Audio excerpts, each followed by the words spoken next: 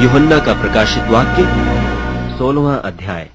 फिर मैंने मंदिर में किसी को ऊंचे शब्द से उन 7 स्वर्गदूतों से यह कहते सुना कि जाओ, परमेश्वर के प्रकोप के 7 कटोरों को पृथ्वी पर उंडेल दो।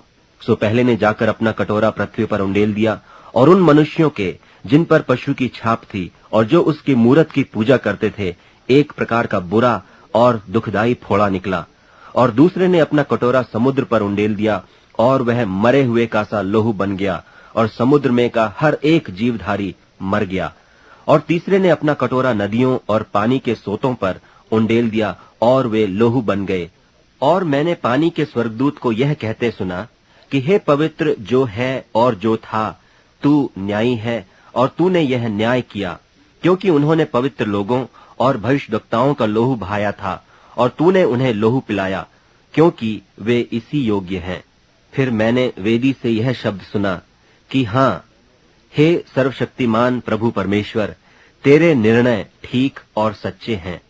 और चौथे ने अपना कटोरा सूर्य पर उंडेल दिया, और उससे मनुष्यों को आग से झुलसा देने का अधिकार दिया गया, और मनुष्य बड़ी तपन से झुलस गए, और परमेश्वर के नाम की, जिससे इन विपत्तियों पर अधिकार है, निंदा की, और उसकी महिमा करने के लिए मन न फिराया।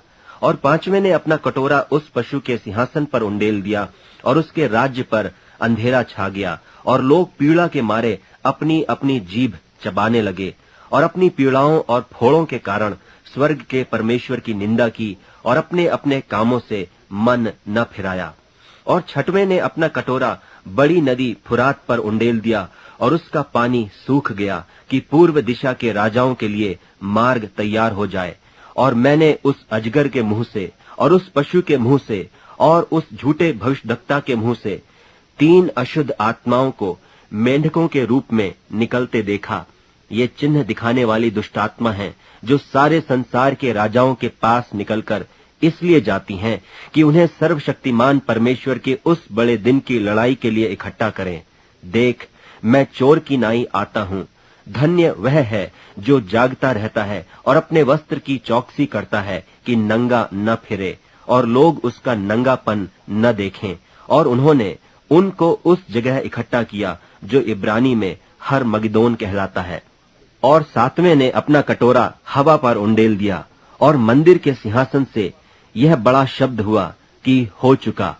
फिर बिजलियां और शब्द और गर्जन हुए, और एक ऐसा बड़ा भूइंडोल हुआ कि जब से मनुष्य की उत्पत्ति पृथ्वी पर हुई, तब से ऐसा बड़ा भूइंडोल कभी न हुआ था। और उस बड़े नगर के 3 टुकड़े हो गए, और जाति जाति के नगर गिर पड़े। और बड़ा बाबुल का स्मरण परमेश्वर के यहाँ हुआ कि वह अपने क्रोध की जलजलाहट की मदिरा उसे पिलाए, और हर एक टापू अपनी जगह से टल गया, और पहाड़ों का पता न लगा। और आकाश से मनुष्यों पर मन मन भर के बड़े ओले गिरे। और इसलिए कि यह विपत्ति बहुत ही भारी थी, लोगों ने ओलों की विपत्ति के कारण परमेश्वर की निंदा की।